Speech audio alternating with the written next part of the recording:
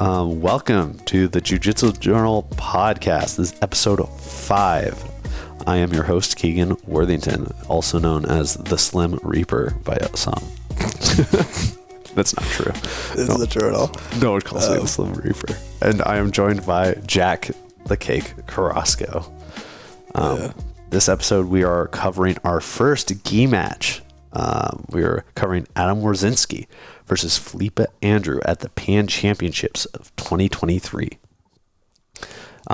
We picked this one because some gi matches, just a couple, are pretty boring. They can be pretty boring. We picked this one because it has some highs and lows and some exciting comeback near the end. But yeah, so we're going to be watching that. All our opening thoughts, I'll just talk about my experience with Adam Wardzinski. First off, I knew Adam as someone who watched a lot of gi tape and everything. He was always competing, and that's how I found out about him. It wasn't like, oh, you need to watch this guy. You need to watch this guy. It's just he was in every single, when you looked up like IBJJF footage or finals or something, this guy was there. Kind of like Leandro Lowe. Like, they're these guys that are always competing. They're always at the top level, and they're just constantly putting together wins, constantly in every freaking IBJJF tournament. I'm like, how do you guys have the time for this, right? And that's how I heard about Wardzinski, the Polish butterfly, I like to call him, because that's what he's known for. What do you know about Adam Wardzinski, and how did you find out about him? I'm not really sure how I found out about him per se. I did know that he has a really good butterfly guard game, like gi and no gi. And I would say what I know of him is the fact that he does compete in both and competes very regularly in both. Arguably more so in gi than he does in no gi. I think I probably heard about him the most when I was getting into instructionals and stuff. And then from there actually watched some of his matches and was like, oh, this guy's really good. And a little bit behind the scenes on that too is Jack himself is a heavy butterfly guard player. Yes. So especially when he first started. So it's changed up a bit, but still butterfly was your guard when you first started. So Wardzinski was someone that probably was right down your alley when you were looking up butterfly. Oh yeah. Guards. Yeah, I'm sure it's probably where I actually found him. Was looking up how to play the game that I was kind of leaning into and seeing oh, this guy's really good at that. So yeah, I'll watch some of him. Felipe Andrew, kind of the same way I found out about Wardzinski, but I was less attracted to his game. He is we talked about on, and this is not trying to take away from his technique or anything. We were talking about one of the days was cowboys versus nerds, or athletes versus nerds, and that's what we find a lot in this sport. And this is also a great representation, I think, of that as well. But it's hard for me as a nerd to take inspiration from uberly athletic jiu-jitsu players, and Felipe Andrew was always that guy who was very explosive, and it always felt like he was a lot more athletic and got by on will and athleticism rather than technique. So he was someone I was aware of, but I still have not watched much of him because it just felt like that was his energy. I mean, have you heard much about Felipe Andrew? Not really at all, to be honest. This is the first match I've watched with Felipe Andrew in it. Yeah, and they talk about it a bit in the commentary, but his game is a little different in this than usual, but he is a very explosive gi athlete, and he's very good. So I still recommend people watch both these athletes, but for almost different reasons and different ways they play the game.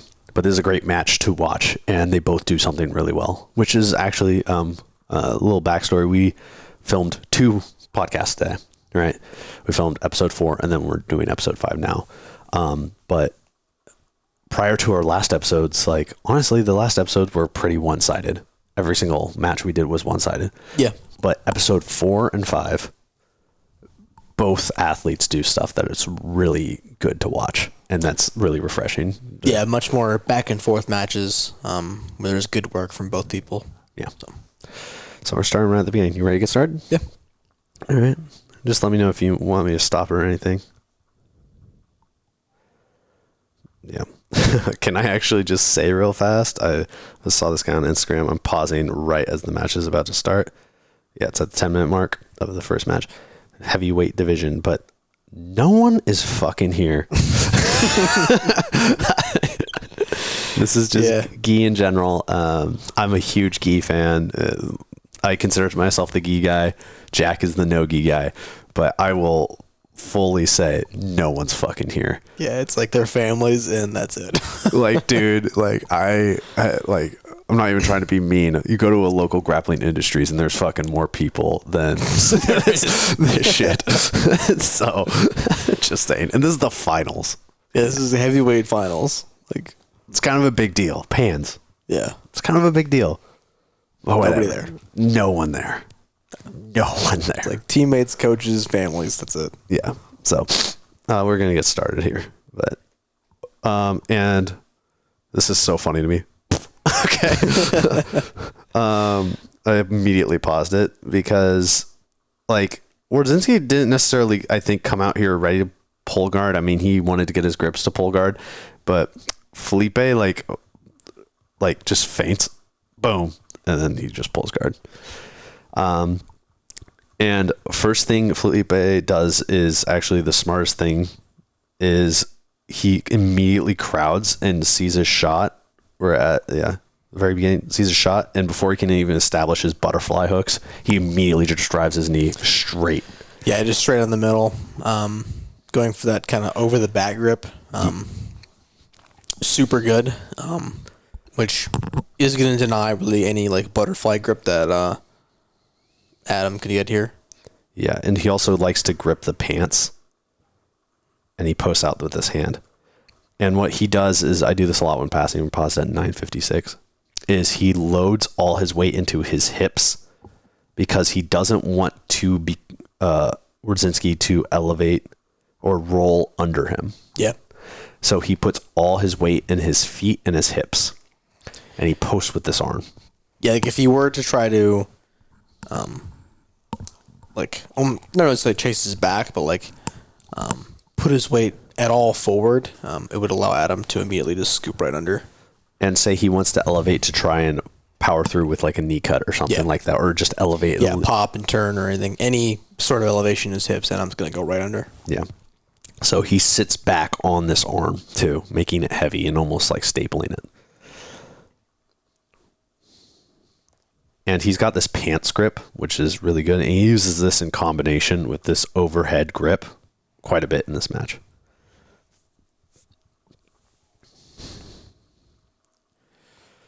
Adam trying to go deep half. And scooping under the shin to the pants, and I think his belt grip on the far side with his underhook. Yep.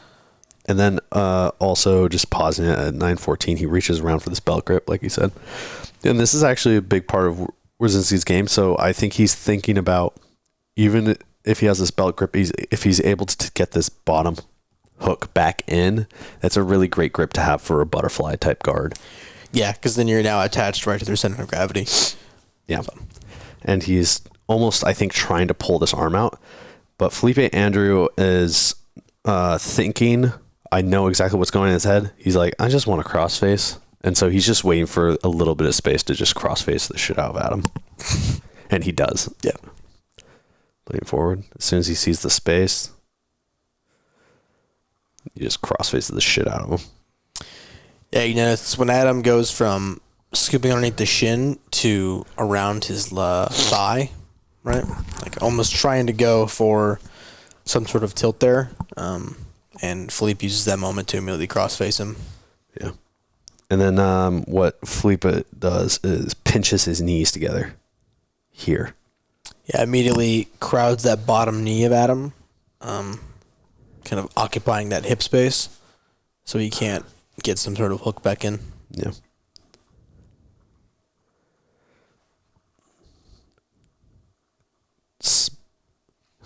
to his, as we call the blue belt technique, right?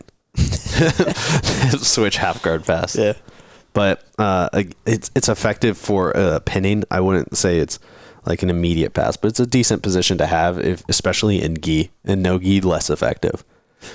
Yeah, I will say the fact that like being in the gi, that he has this like over the back grip and that pants grip. If Adam were to like elevate him to some degree or kind of buck around, he has those connection points to stay with him. Yeah. So I'd say a much more viable than in no gi. And Wardzinski here is trying to elevate by grabbing his back leg and just trying to get some space in this underhook.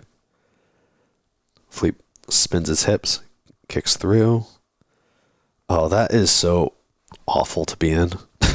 I'm going to go back a little bit just to talk about it, because I think we've all been there where we feel the weight switch, but we just can't get them over.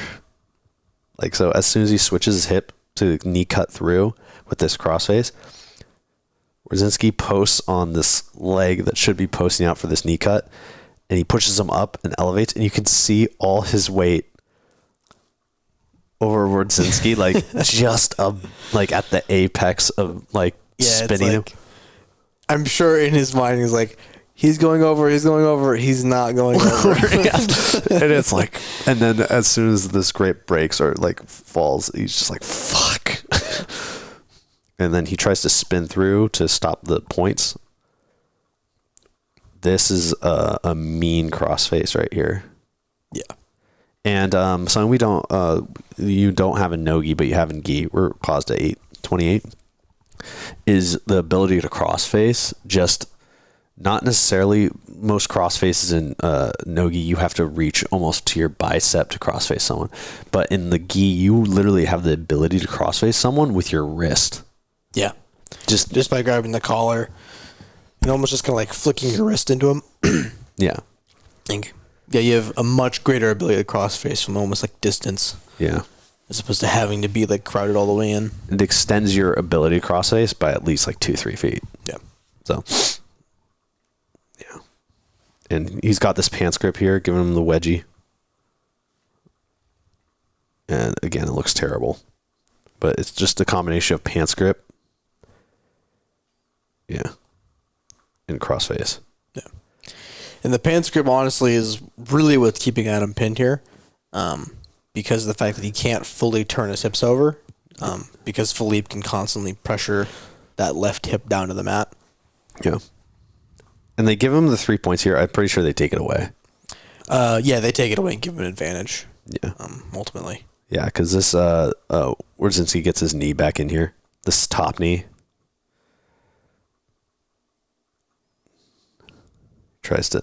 He's just trying to, this whole time he's just trying to make that bottom leg light. That's why he has this grip here on the pants to keep him tight. Get this first knee in, but he pulls it back and turns it into a post to get this bottom knee in. To make that bottom leg light. Yeah, throws that arm to get to an elbow to give himself a little bit of base, and then now he has a butterfly hook. Now he has a butterfly hook, and he's got his belt grip. And then Felipe Andrew does a dope mount. Gonna pass. Whoop. But he tries again later. And now Adam has guard again. Yeah. You can see there Felipe almost knee cuts like through the butterfly hook. And I think kind of decides against that. Because knee cutting through a butterfly hook, you can potentially put yourself like directly into cross-lashi. So almost kind of feints the knee cut and then comes back center to almost kind of force like a headquarters or like outside passing position. Yeah. So I'm going to pop it back into full speed. And then Felipe is not necessarily known for his pressure passing, even though he does quite a bit in this, like trying to pressure on him. He's known for his ability to just like kick out and like pass, which you see in his long step. He does it right here. Boom. Yeah, pause real quick. I just noticed old Donnie boy in the corner over there. Oh, Donna. There he is, Donaher. all little insight in here. I think there's some tension. I would make the argument Danaher likes gi more than he leads on, because I think he's there for Marigali because Marigali wins, but I think that's why he likes Marigali so much too, is he has a soft spot for the gi. I mean, he just likes martial arts in general. Yeah. He's much more of a nerd than we could ever hope to be. Yeah. But yeah, he does this long step. Freaking beautiful. I wish I had a good long step. It's so cool. But here, Wardzinski, Felipe finds himself in a dope mount kind of pass.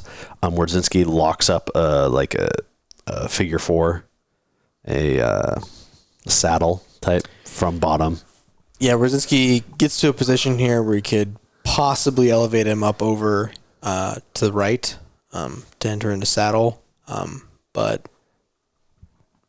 in the gi, not really a great move to go for because of the fact that, as you can see here, Felipe just grabs that far lapel and just smashes his shoulder to the ground. Yeah.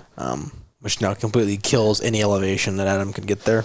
I don't know necessarily what kind of grip this is actually called. I think it might just be called a lapel grip, but it's a very popular grip where you take the far side lapel, rope it along the person's back diagonally, and then grip it with your cross-facing arm, which allows you to cross-face, but also control someone's shoulder with the cross-face. Yeah, it's a fantastic grip. I think Keegan mentioned a little bit earlier, I predominantly do no-gi in the gym, but when I do roll in the gi, this is one of the few grips that I actively seek. Yeah. Is this far side lapel. Because it is essentially like a crossface and an underhook with one hand. It's fantastic. Yeah. And you can even use it from playing guard positions too. Yeah. So it's just a great grip. And as soon as you get this grip, it's just immediate pin. Yeah, it's a terrible place to be. Yeah. Because if you think about it from Adam's perspective here, he now has to clear a grip behind his head on his lapel in order to free both the crossface and the underhook pressure that's pinning him. So it's a very difficult grip to deal with. And he also has this pants grip.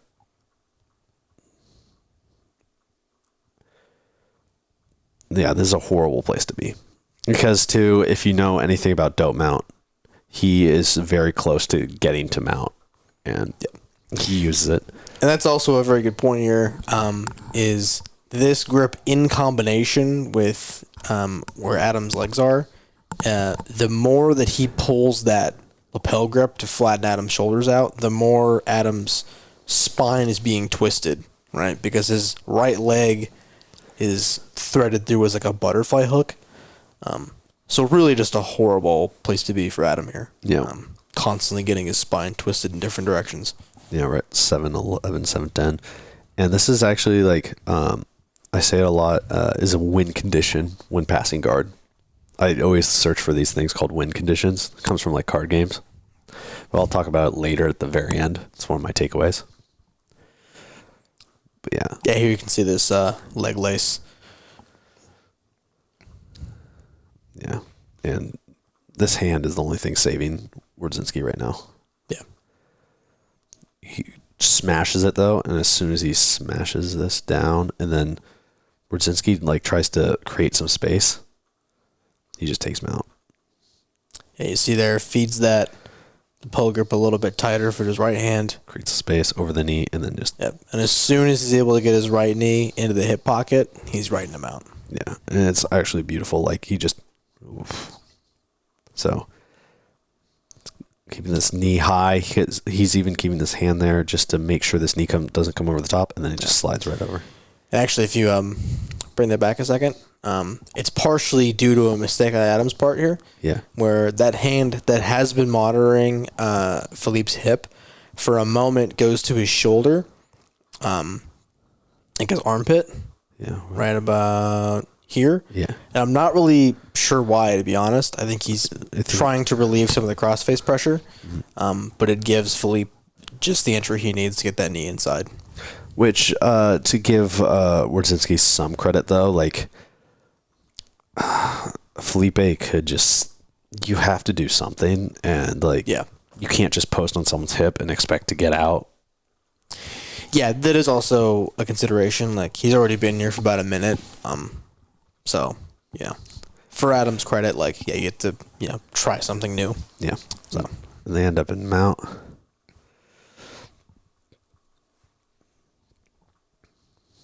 Yeah, and Felipe keeps this grip. Stays very strong. This is my favorite way to escape mount, is this knee post here, actually. A lot of people go to the hips, but more recently, especially in gi, like we were doing the top mount rounds recently, all right, the other day, and it was going to the knee. Or like up here in the thigh area, I like a little bit more.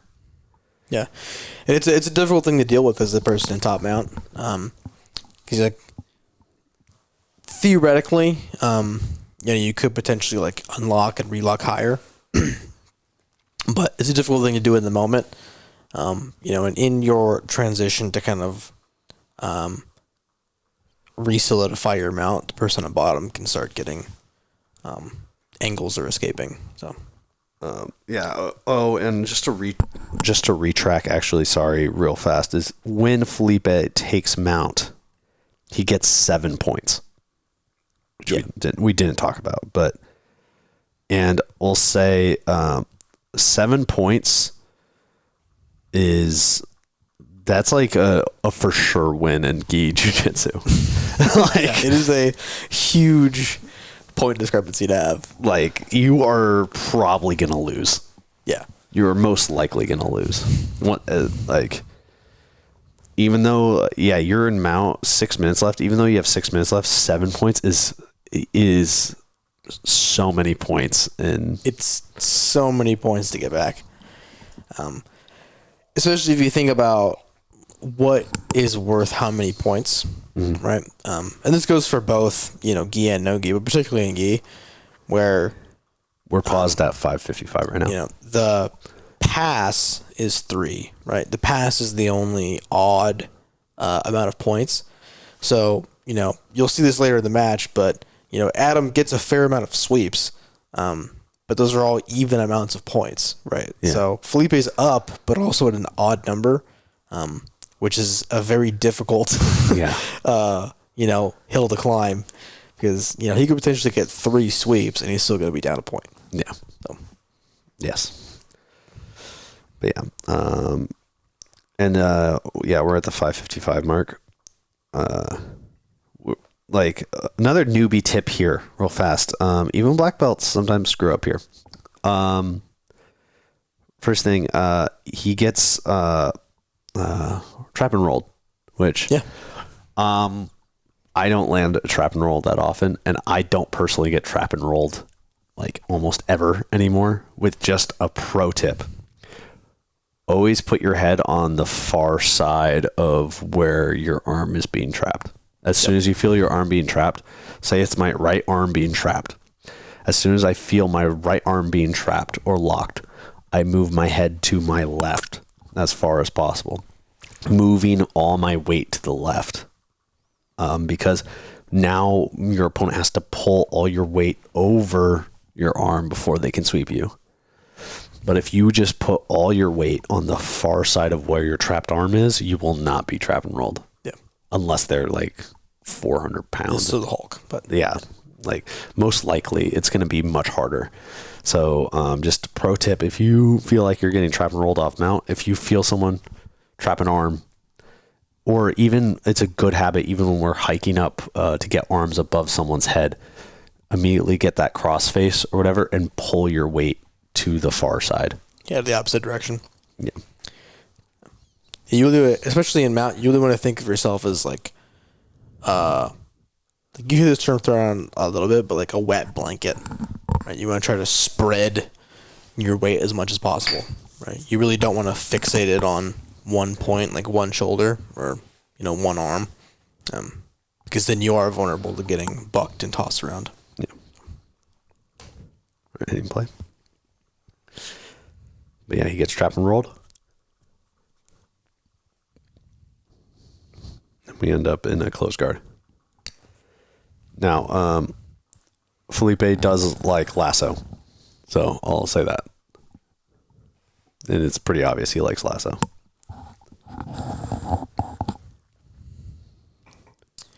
Yeah, I want to say he throws lasso like almost immediately. Yeah. And it's also like super demoralizing because... Right away. And then immediately gets a tilt sweep. Which, going right back, and I think we sometimes always say you have to stand to break guard, which is true, right? To break it effectively. But most people who play close guard nowadays, 450, they aren't actually, or 523 of the match. I'm sorry, we're supposed to be going off match time. But most people who play close guard in competition, especially at black belt, are okay with their close guard being opened. Yep. It's just as long as it's being opened, they have reactions to do once it's opened.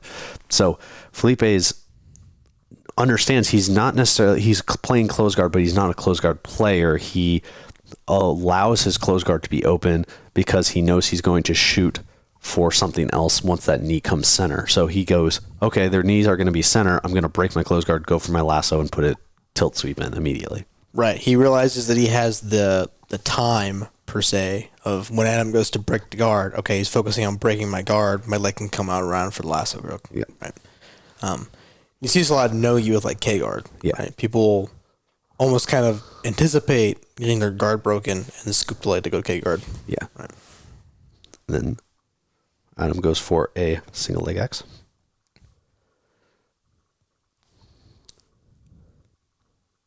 Heavy pressure forward.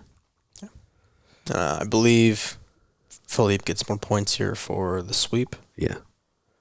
As soon as he, I think, strips. Yeah. There we go. Yep. It's 2. And immediately goes into passing again.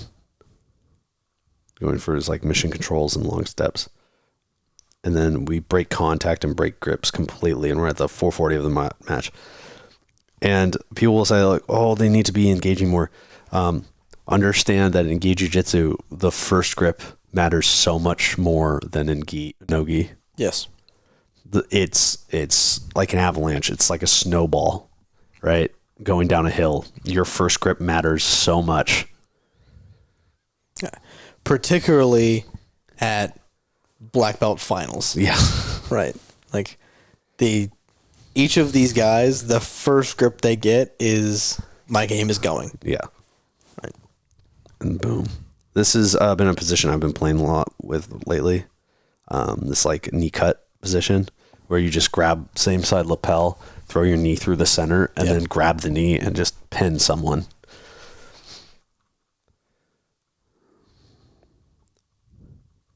Adam throws his own lasso. Just to break the grip. Oh, you like that? Yeah, you like that. I like that. It goes for a tilt sweep of his own off or John Wayne. What is it? Knee lever, I guess. Knee lever. That was, yeah. But I do like this quite a bit. If you want to back it up just a tad here. Yeah. So goes lasso to break the grip off of his lapel, and then keeps the grip and knee levers him over to that right side. And then 352 mark.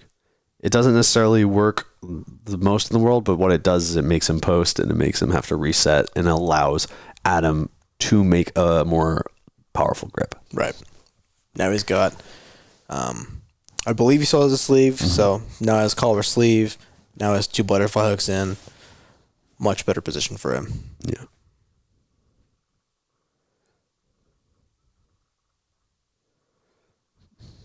And again, Felipe tries to go for the same pass he does last time, but Adam's able to elevate him.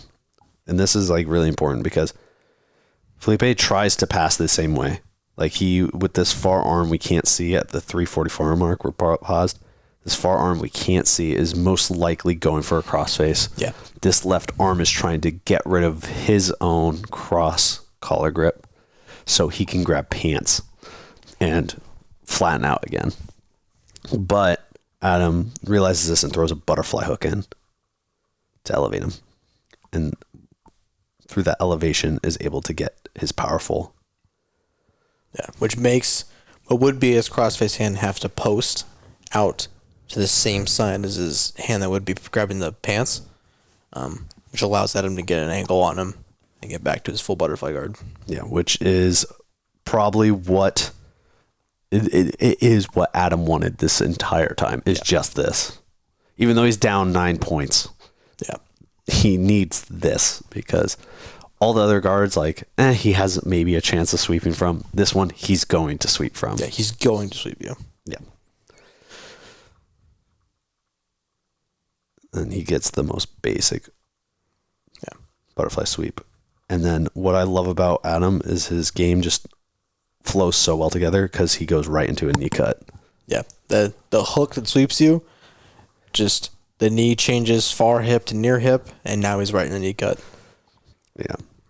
322 mark, and he gets his sweep points. Boop. And also with the sweep itself, something we mentioned a little bit earlier, is the sweep comes from that belt grip and just a sleeve. Yeah. Very simple grips. Just simple game in general. Like, this is a game, like, why Wardzinski is pretty cool is you can, like, use him as a blueprint for starting in jiu-jitsu, right? And you can do very, very well. Yes. But here, Felipe Andrew wrestles up, and this is super athletic of him. Goes up to his 4-point we were talking about last episode, and then just rolls over and spins like a top. Yeah. All right. We're going to look at that in a bit. But Like yeah, a cartwheel, and then it's like spinning like a dreidel, essentially. Yeah. Yeah, so we're at the 242 mark in slow-mo. We're watching it through. He's controlling that far pant leg. So clears his right leg out. Jumps over. Cartwheels. Like spins in midair. Yeah. I don't know how he did that. Yeah, that is wildly athletic. Yes. We're watching. Not be seeing me doing that. No, again, like, this is why I didn't watch Felipe Andrew. But he does a great regard. Yeah. Gets his sleeve grip and immediately tries to establish his game right away. But Adam does this great job of noticing that how high his feet are and immediately pressuring forward. Yeah, immediately pressures in. Great grip here of just both collars, elbows wide. Like, okay, you want to have wide legs? Let's make them even wider. Let's make this hell for you. Make this hell and stack you. Yeah. All right, going back into the regular speed at 233. Now he's got this like over under, so he can try and pass around, but this lapel grip is stopping Wardzinski because he can't turn that corner because now he is attached center. Yeah, he can't shook that leg over his head because of the lapel grip there. Now Felipe loses that. Added back to kind of a double unders position. Yep. Keeps his hips high. Then we land back in close guard.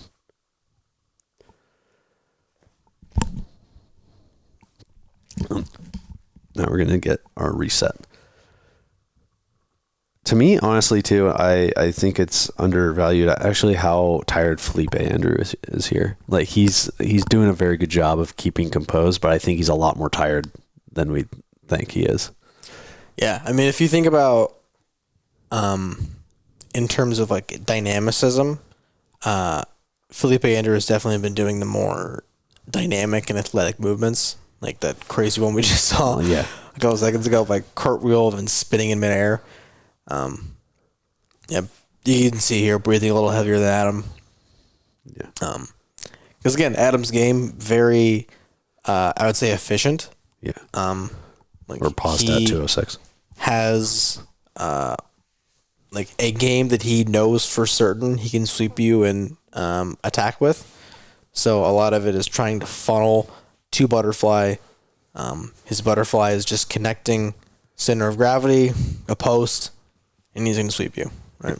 The most energy probably Adam spent was during that passing sequence trying to keep a hold of him.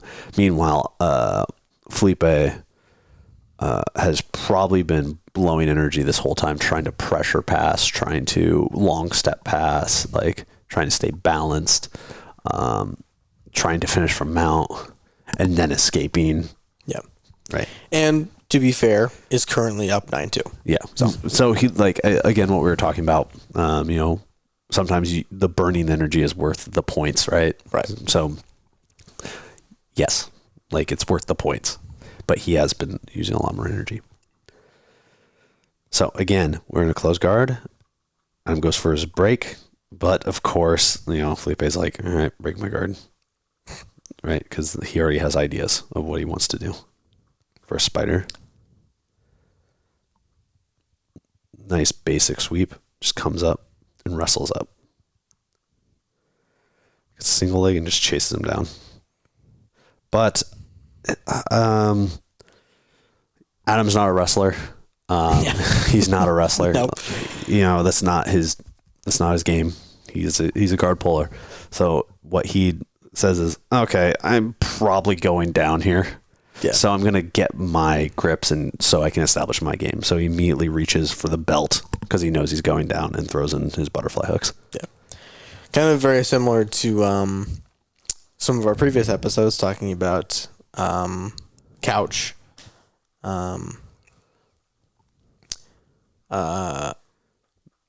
Who's it? Mika. Yeah. Of almost accepting the takedown, realizing, okay, you can take me down, sure, but I'm going to get the grips that I want. Yeah. In the midst of it and go right into offense. Right. So Adam gets his belt grip.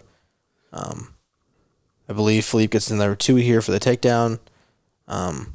But Adam immediately sweeps him. So that gets his 11. Then gets his 2 and then immediately starts into his knee cut pass again. Which is just how the two go together are amazing. Pressuring down. And now, we'll pause for now. So now it's 4-11. Both have an advantage. With just a little over a minute left. A little bit over a minute, which is still a crazy amount of points that you have to come up by. But again, it's a pass and it's mount. Yeah. And if the match audio is going here, something I noticed while I was watching it is that the announcer, or one of the announcers here, makes a comment that Adam doesn't have enough time to make the points up because he read the points wrong. Right. And corrects himself once this sequence occurs of like, oh no, that's right, he can do this. Yeah. Because of the fact that, the difference 4-11, as you were saying, he gets a pass and gets to mount, suddenly they're tied. Yeah. Right. So he kicks on this leg, but instead of being able to get this knee cut pass, he just elevates his hip and decides to go into a quarter guard. Yeah. Instead of passing the other side, which I prefer to do. Yeah, I do this constantly in no-gi. If you getting to like a knee cut or even like half guard passing, if you can throw that outside foot in as like a butterfly hook, piking up, and you could potentially knee slide out or just open and spread your knees to go to either 3/4 or just right in them out. Yes. Yeah, it's a really, really good dilemma because, say from this instance, if Felipe were to change the angle enough where Adam now has to face the other way, then he could just knee slide right out. Yeah. Right? Because forcing this angle, now if they go back the direction, he can immediately just knee slide out. He still gets a pass. Yeah. So. And again, we'll talk about it near the end too, but this quarter guard, like always, if you're in this quarter guard position, always control the same side arm as the quarter guard position. Yes. Because this is the arm that will stop this leg. This arm cannot. If you control this wrist and arm, they will not be able to get you back into half guard or to the other side. Usually, Yeah. some people have strong hips and are able to rotate under you and post with their feet. But when they do post with their feet, they create space for your foot to slip out. So, but always try to control this arm. And that's what Felipe is trying to do here. And what Adam is doing with this arm. Yeah. And also, it's a really small thing here.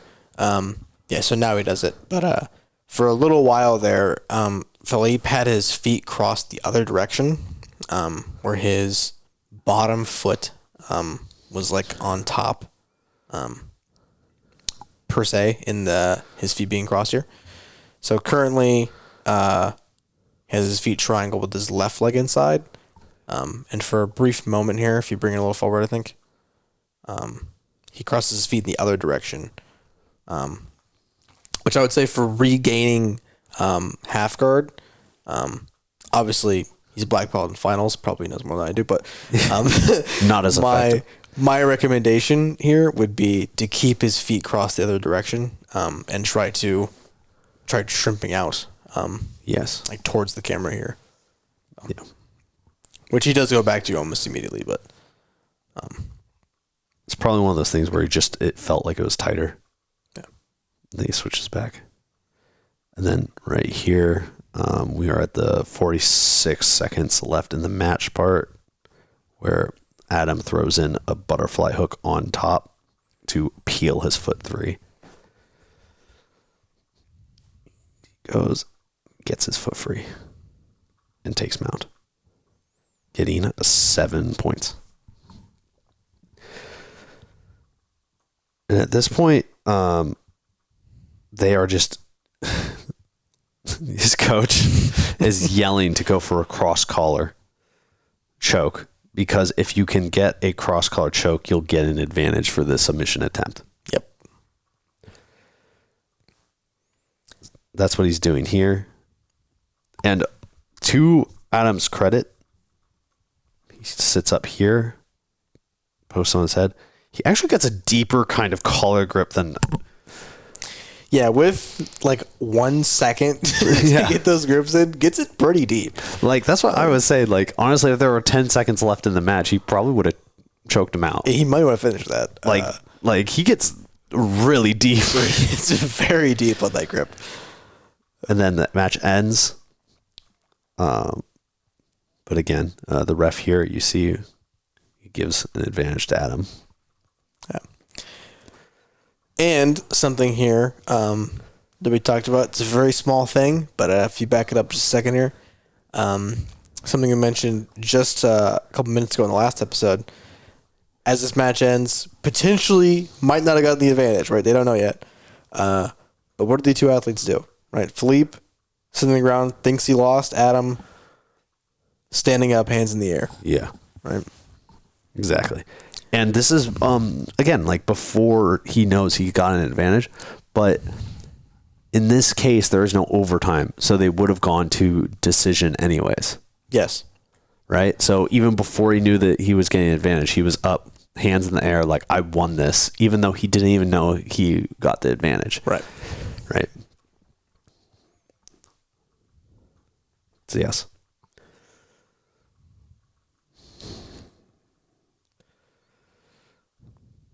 Yeah, a bunch of people pissed.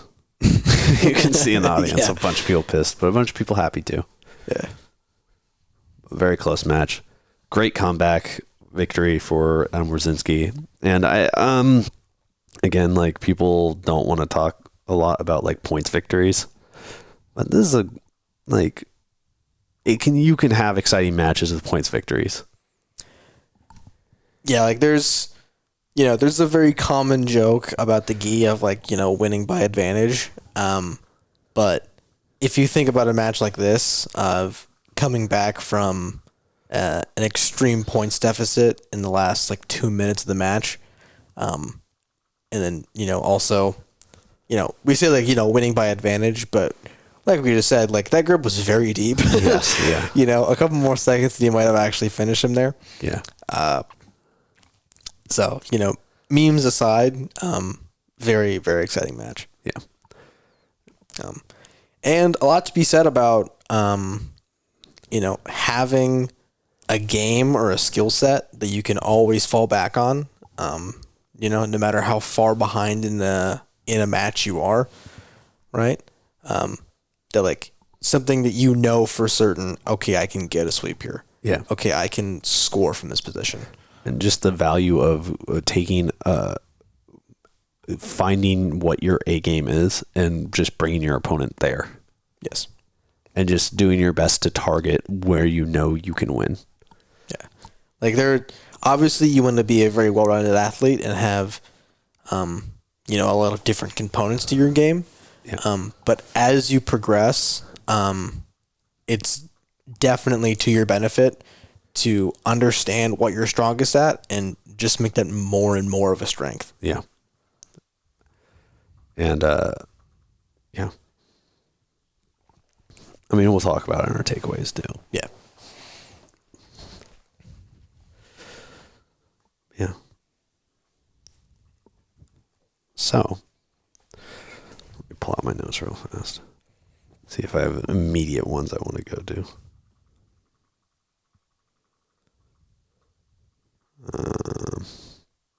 Sorry. Distracted.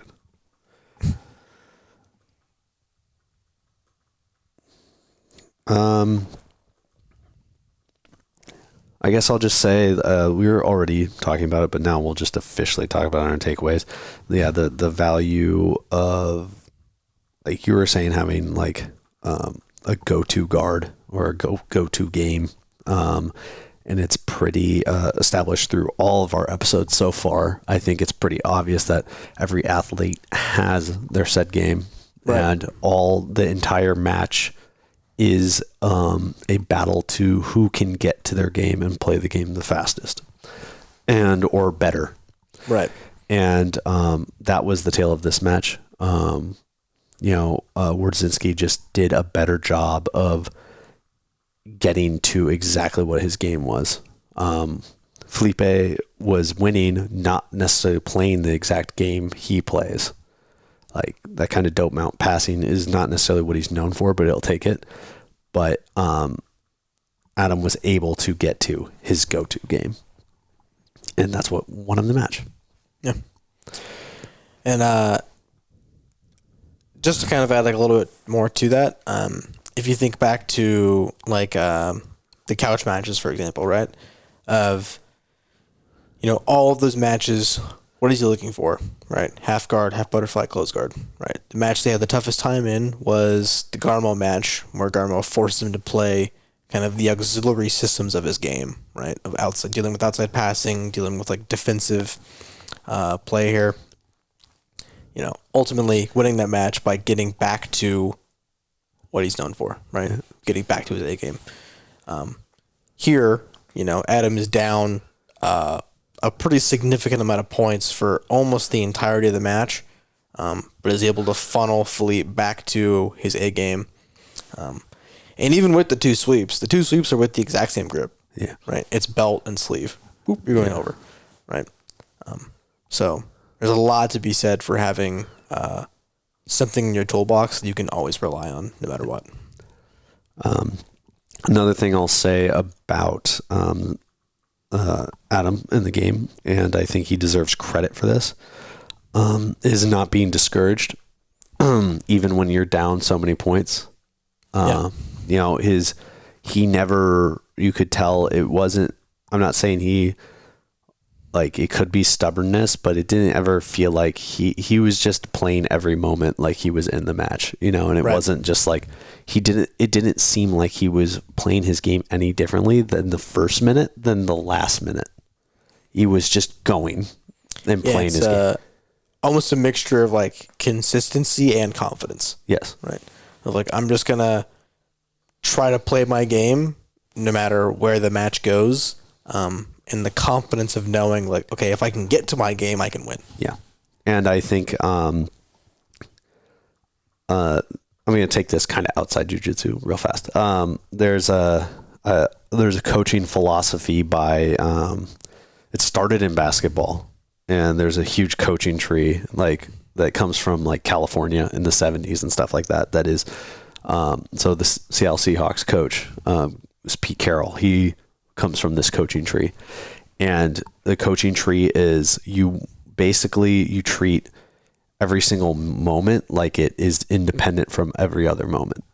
Like you don't adjust how you play the game based on how much time's on the clock what are the probabilities. You just focus on in the moment doing the best possible thing that you're supposed to do. Right. In that moment, what's the best play? What's in that moment? Like, I don't care how many points we're up in basketball or something. If you just play the game and make the best decisions for that moment, you'll eventually get up a lead where you don't need to pay attention to the scoreboard, right? Because you did all the best things. And so, I don't know. I was thinking about that with Wardzinski. Like, regardless of where he was in the match, he was just thinking, what's the best possible thing I can do right now? Right. And that's probably what he was thinking. It wasn't, oh, I'm down this many points. I'm getting caught in my head. Oh, I need to win. I need to get submission. It was, what do I need to do now? What do I need to do now? I need to get this grip. I just need this grip. Then it goes to this grip, Right. And that was just very much what I was thinking. It keeps him calm, and he was calm all the way through the match. You could see it in his composure too. Like a machine. Very well done. Yeah.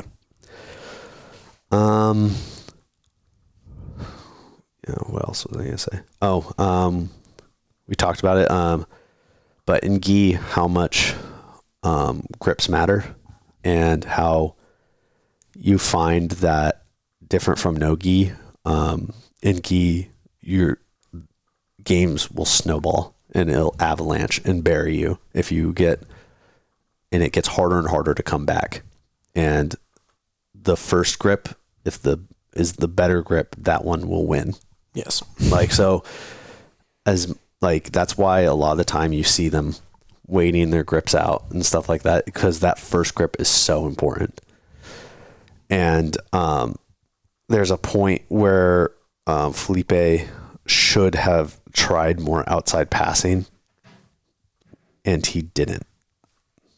And I think it's one of the reasons why he got caught here.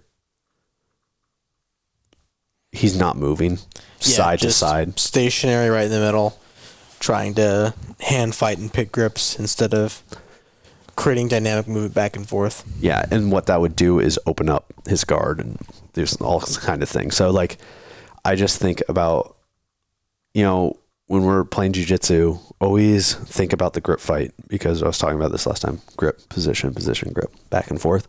So really be aware of what your first grip is and how dominant it is and what your opponent's first grip is.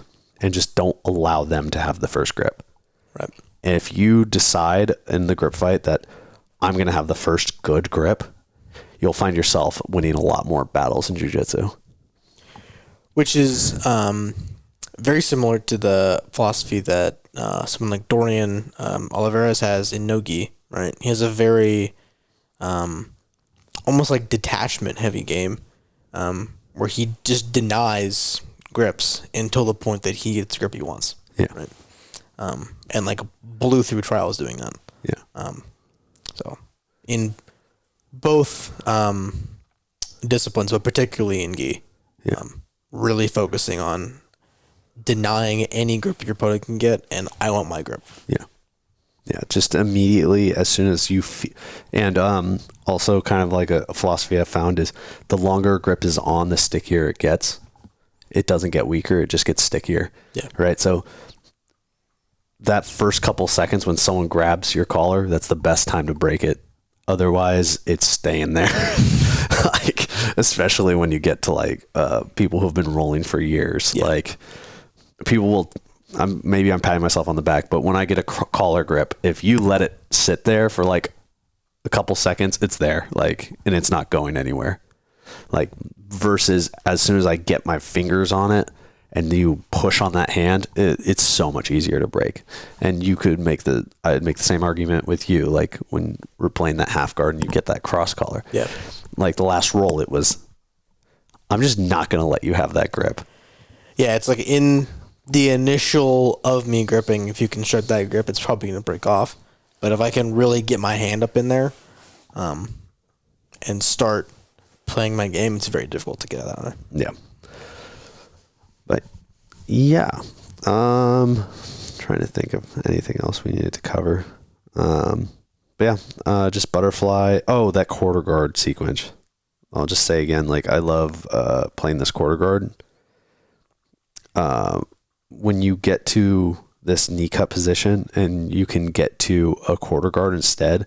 This is actually like heavily favored in, you see it a lot in no school or old school MMA. People like forcing a quarter guard and then passing from there. I think it's underrated. I don't think enough people actually use it, and it's a pretty easy to understand way to pass, because I think a lot of people get their foot trapped and they get so used to like, I need to free my foot right away, when really if you cook someone in quarter guard and then you pull your foot out when you want to, it like, this is still an oppressive position to be in.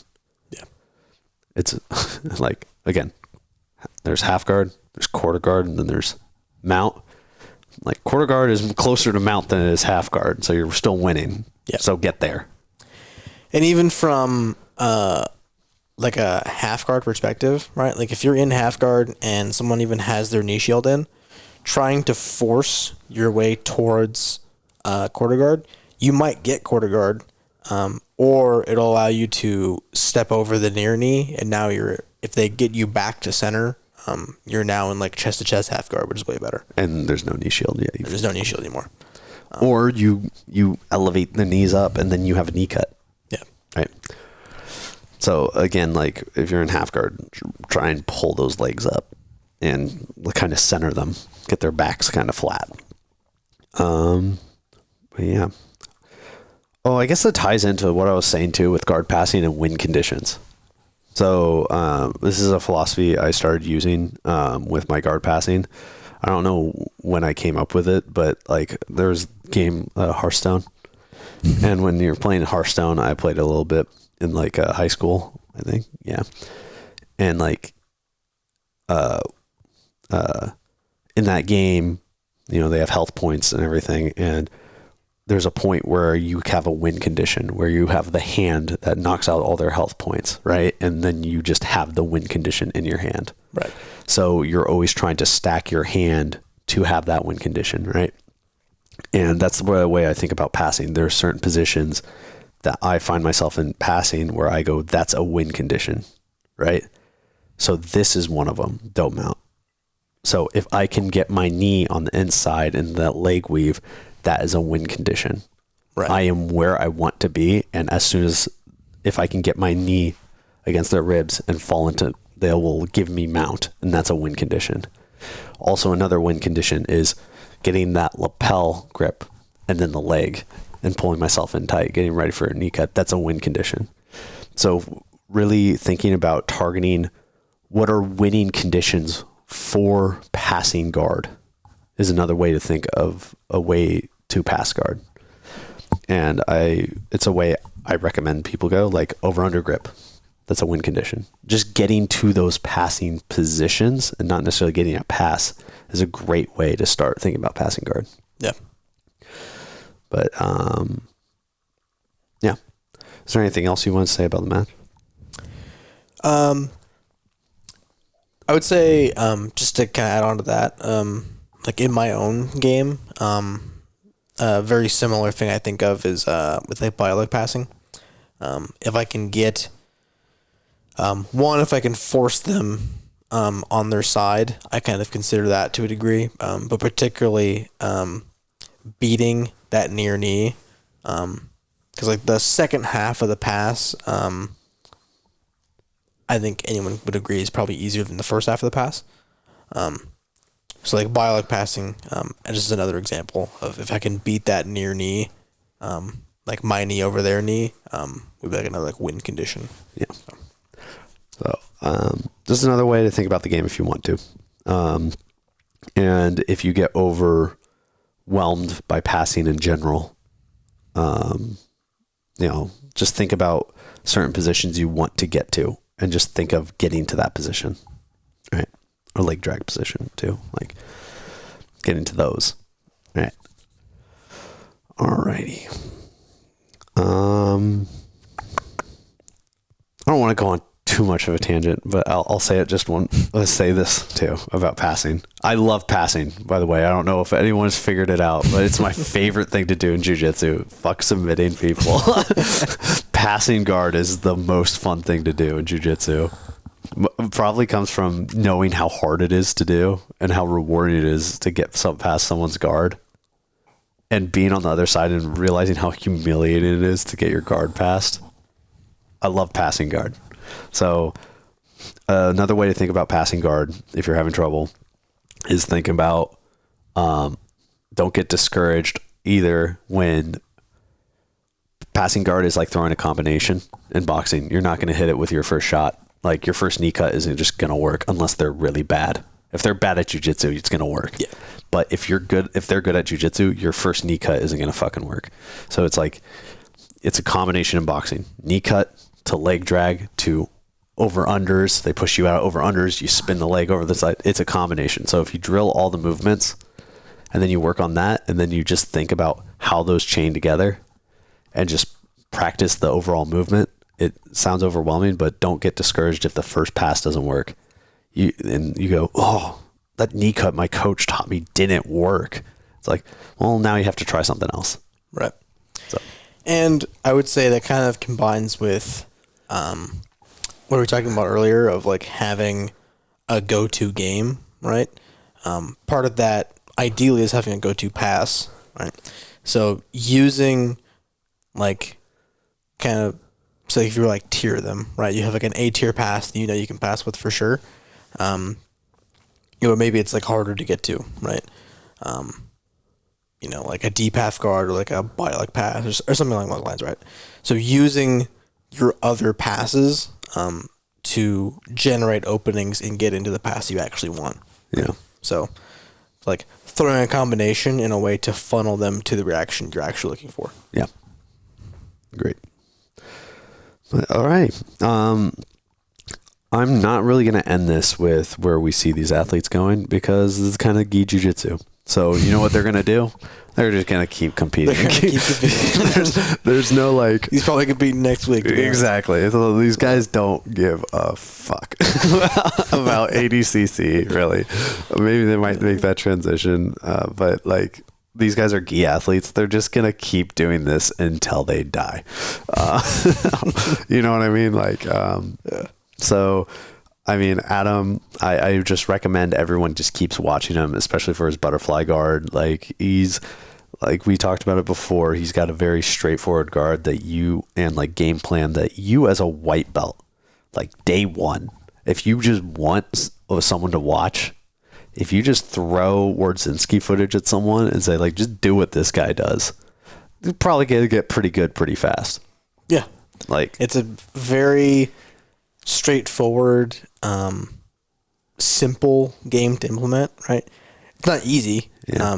It's going to take you a lot of practice to like get good at it.